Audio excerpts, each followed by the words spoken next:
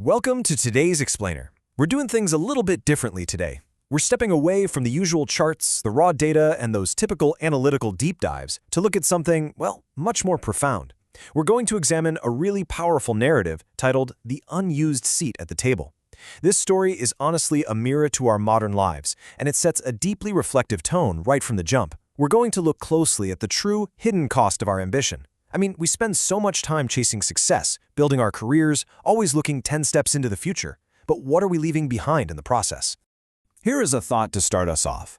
Money can buy luxury, but it can never buy back time. Today's narrative is really going to challenge our basic definitions of success.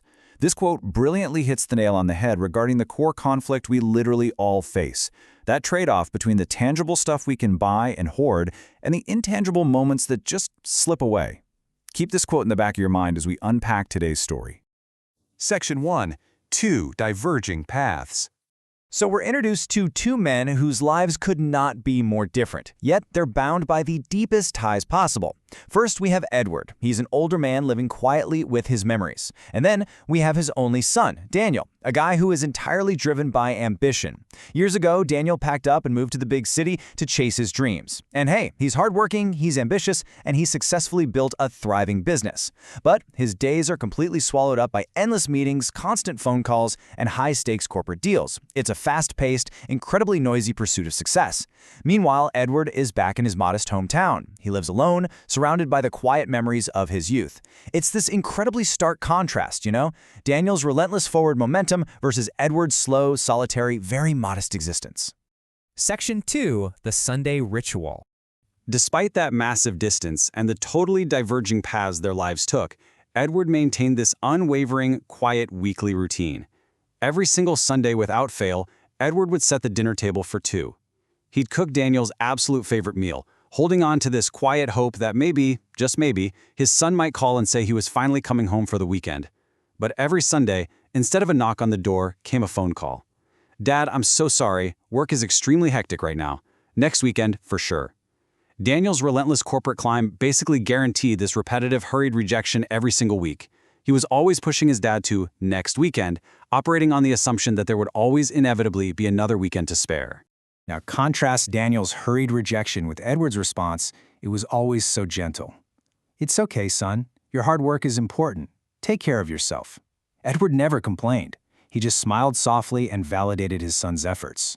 But the source material notes this totally heartbreaking physical action that followed the phone call. After hanging up, Edward would sit alone at the table, eat his meal quietly, and cover the second plate.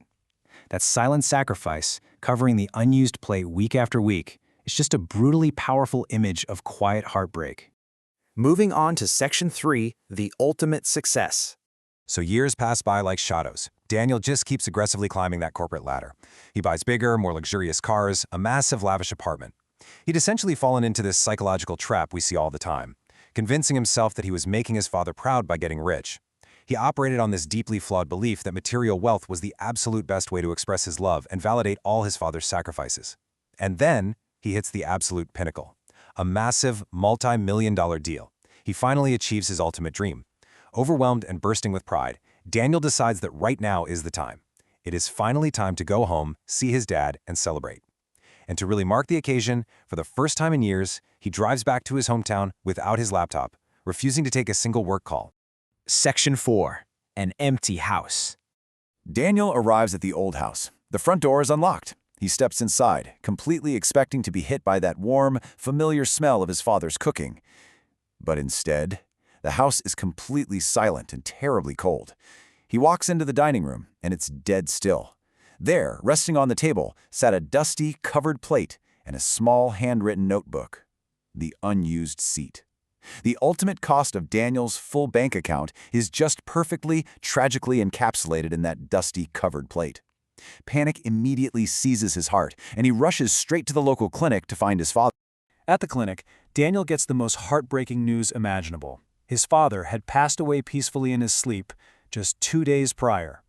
Broken, literally trembling, Daniel goes back to that empty house. He sits down at the table and opens his father's notebook. It was a calendar logbook where Edward had been writing these simple little entries every single week. January 12th, prepared dinner. Daniel was busy. God bless his hard work. March 5th, prepared dinner. Daniel couldn't make it. Hope he is eating well. August 20th, prepared dinner. Missed his voice today. Maybe next week. With every single entry, we can visually map out the toll of Daniel's absence. We see his father's growing loneliness, all while Daniel was off chasing success. Section 5. The final lesson. Just imagine Daniel sitting there, tears absolutely streaming down his face. He is a broken man, turning to the very last page of his father's logbook. An entry written just a few days ago. It read, "My dear Daniel, I am proud of everything you have achieved. But remember, money can buy luxury, but it can never buy back time. Don't spend your entire life building a future so fast that you forget to live in the present." It is a profound, truly tragic irony. As Daniel clutched that paper, the realization finally hit him. He had all the riches in the world. He had the cars, the luxury apartment, the huge corporate deals. But he was completely bankrupt of the one thing that truly mattered, time with the person who loved him most. So, what's the real takeaway for us here? Let's distill the ultimate moral of this explainer down to a few absolutely crucial points. First, never get so busy making a living that you forget to actually make a life. Second, love your family. Third, give them your time, because time is the one currency you can never, ever earn back. And finally, cherish the present before it becomes just a memory.